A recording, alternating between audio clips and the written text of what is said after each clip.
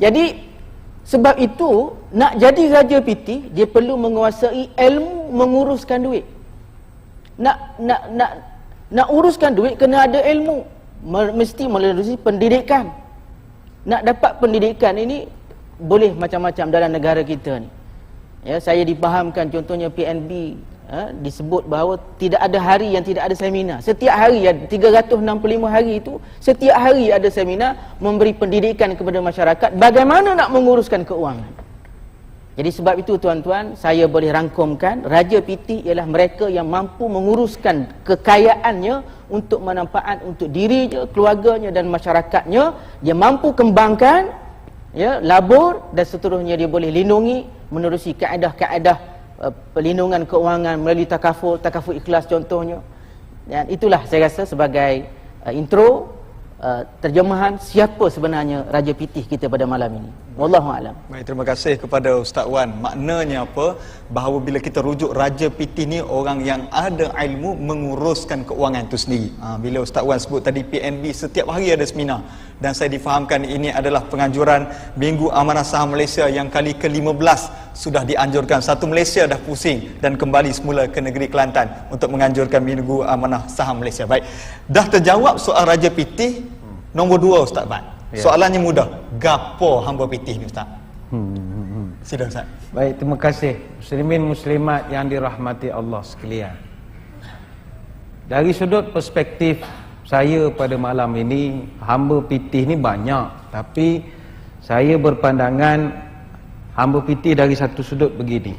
Kita sehari dua ni, mungkin hujung minggu ini ramai di kalangan kita di luar sana akan kita gelarkan istilah B2B. Bright to be lah. Maknanya nak buat orang kat sini panggil backwah apa ke? Bercakap putih tu ya. Backwah, ada buat kenduri kahwin macam-macam. Jadi tak kira lah sama ada yang nak buat majlis kahwin itu sama ada nak kahwin di Yala atau nak kahwin di Petaling Jaya. Semuanya memerlukan satu perkataan namanya pitih. Apa kaitan dengan hamba pitih ni tadi? Berapa pitih atau wang yang kita perlukan untuk satu-satu majlis perkahwinan? Pertama sekali, kalau dari segi kita ini hantaran. Sekarang ini semasa lebih kurang dalam 10,000 kurang lebih. Kalau dari segi apa lagi? Sebentuk cincin. Sebentuk cincin nikah itu biasanya purata lebih kurang harga lentung-lentang 800 lah tu. Kita letak begitu sajalah ya. Kalau set dulang hantaran itu kalau 9 dulang belanjanya kurang lebih RM2,000. Itu tak campur lagi yang ada serba satu, serba berdiri, serba salah, ada belaka tu. Jadi di semua dia akan menyumbangkan kepada al-pitis ni tadi. Persoalannya bagi orang yang B2B yang nak kahwin ini, mana dia nak cari pitih? Bak kata orang sini nak kekah mana? Di manakah boleh dikekahnya al-pitis itu?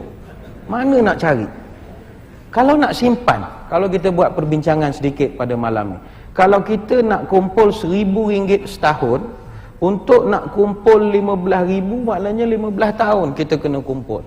Bererti kalau seorang tu nak kahwin, dia rancang dia nak kahwin umur 25, dia kena mula menyimpan start darjah 4. Makna umur dia 10 tahun dia dah kena ada wawasan gatan nak nikah tu, kena ada dah. Dia kena ada dah. Ini logiknya begitu kan? Darjah 4 dah kena fikir nak kahwin dengan siapa. Simpan RM90 sebulan, berapa 100 sebulan. Nak cukupkan 15,000. Sebabnya kalau lepas baru kerja, kita kerja baru nak menyimpan, itu mimpi. Gaji lentang-lentang starting 1,800 lah katakan. Itulah kita nak tolak EPF-nya, kita nak bayar zakatnya, debung-debang tinggal 1,500. Dengan 1,500 itulah kita nak bayar hutang motornya, PTPTN-nya, sewa rumahnya, kad kreditnya, nak belanja mak bapaknya. Berapa yang tinggal? Maka akan timbul satu fenomena dia panggil penyelesaian mudah pinjam. Ini saya nak kaitkan dengan hamba pitih ni tadi. Bila dia meminjam, maka wujudlah satu fenomena bakal pengantin sekarang.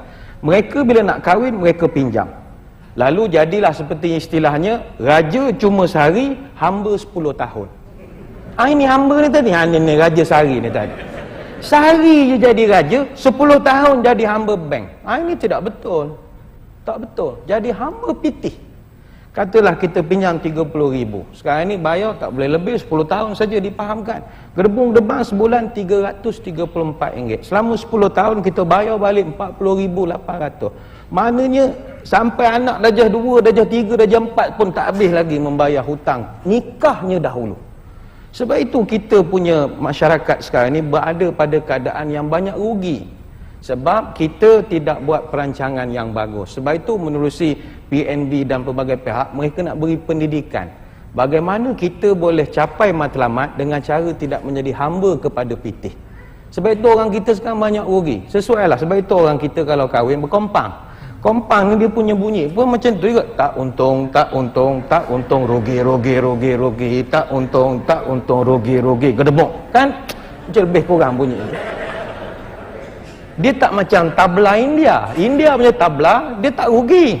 Kadang-kadang untung, kadang-kadang untung, kadang-kadang untung. Kadang-kadang untung, kadang-kadang untung. Dia ada juga untung. Kalau gendang Cina lagi lah, untung. Tak ada rugi dia. Tapi kita untung, rugi, tak untung, rugi. Sebab itu, kalau nak mengelakkan jadi hamba pitih, salah satu daripada petua terbaik yang baginda kita pernah ajarkan, iyyakum waddain fa innahu hamun fil lail wa madhallatun fin nahar. Jauhkanlah kamu dari berhutang, kerana ia akan menjadikan kamu susah hati waktu malam, menjadikan kamu hina di waktu siang.